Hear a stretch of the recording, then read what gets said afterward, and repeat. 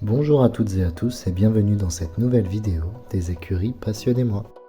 Dans cette vidéo, je vous propose de découvrir notre chantier de carrière dans les moindres détails et de vous expliquer au mieux ce chantier tout en vous racontant son histoire. Bonne vidéo!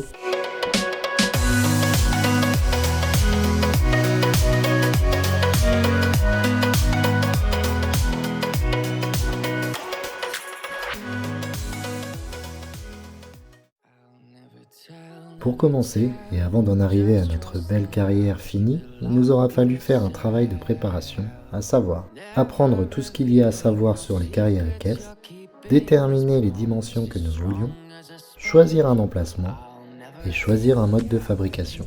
Et c'est donc ce que je vais essayer de vous synthétiser dans ce chapitre. Donc, avant toute chose, et pour prendre les bonnes décisions, il était important de bien se renseigner sur les caractéristiques d'une carrière équestre, car sur internet, on a vite fait de trouver tout et son contraire. Si vous cherchez des informations fiables, je vous recommande donc un article présent sur le site de l'IFCE, dont le lien sera dans la description, et qui est plutôt complet à ce sujet.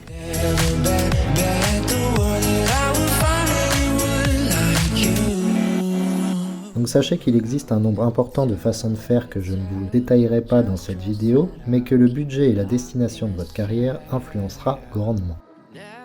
En ce qui nous concerne, nous voulions un minimum syndical pour pouvoir enchaîner un parcours d'obstacles et avons opté pour une carrière de 60 mètres par 35 pour les dimensions, mais vous verrez par la suite que nous avons dû baisser nos exigences. Pour le bien-être des chevaux et pour éviter que la carrière ne s'abîme dans le temps, nous voulions une vraie plateforme avec plusieurs couches drainantes et un revêtement en sable fin se décomposant de la façon suivante.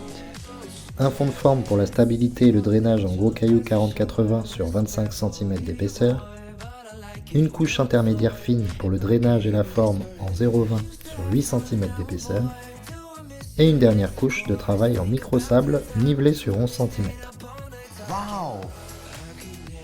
Alors une question qui a l'air de déchaîner les passions sur les forums, c'est celle du géotextile, donc à savoir qu'il n'est pas obligatoire, mais nous avons quand même souhaité en mettre un sous la première couche de cailloux.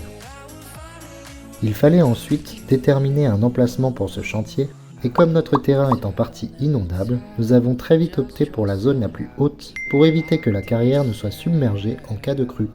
Never revealing no secrets you're keeping, these promises strong as a spell. Restait enfin le choix du mode de fabrication, car une telle carrière coûte cher, et là, ça se complique un peu car au niveau des options nous avions soit de le faire par des professionnels des carrières équestres, mais là on parle de devis à minimum 60 à 70 000 €, soit de tout faire nous-mêmes, mais cela demande de sérieuses compétences et de beaucoup de moyens matériels, même s'il est possible de louer des engins par exemple, soit enfin de découper tous les postes de dépenses pour essayer de tirer les prix vers le bas, et c'est cette option que nous avons choisie, mais tout ne s'est pas passé comme prévu.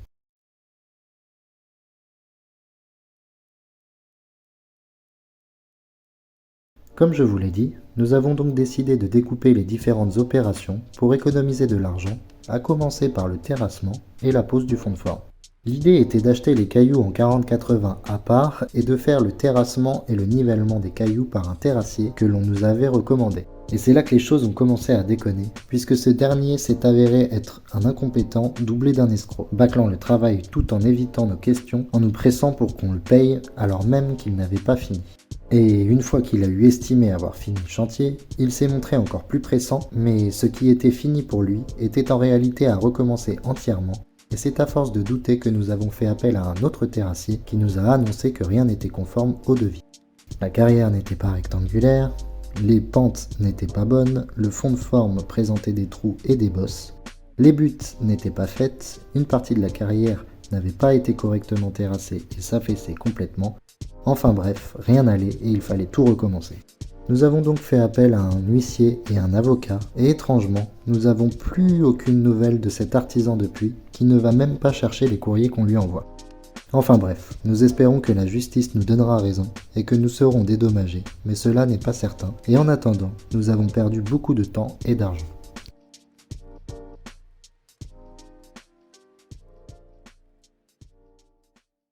Après cette malheureuse expérience, et après une longue attente, nous avons finalement fait appel à des professionnels de la construction de carrières hippiques pour venir reprendre le chantier, et cette fois-ci, tout s'est bien passé.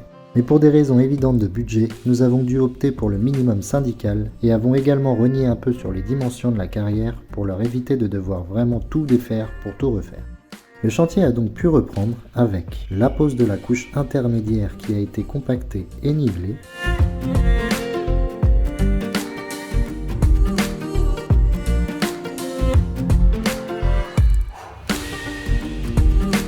la pose des piquets qui servent à accueillir d'une part la lisse et d'autre part les bordures en bois servant à retenir le sable à l'intérieur,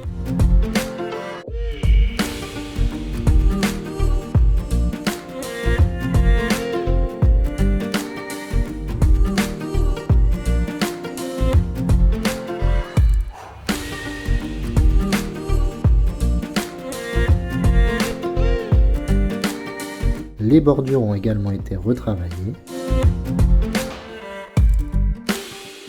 Et pour terminer, nous avons reçu le sable,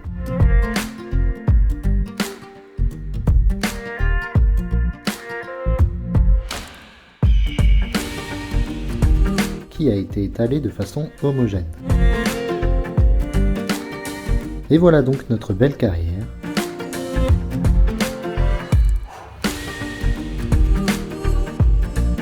Donc cela peut donner l'impression de ne pas être fini, mais encore une fois, chaque ajout coûte cher et nous avons essayé d'alléger le plus possible la facture qui s'élève donc, tenez-vous bien, à environ 60 000 €. Donc vous l'avez compris, il reste encore des choses à faire pour qu'elle soit complètement terminée et il nous restera donc par la suite à finir la lisse, à avoir un vrai système d'arrosage et d'éclairage et à rendre le tout un petit peu plus présentable. Mais ça y est, nous avons enfin une vraie aire de travail pour les chevaux.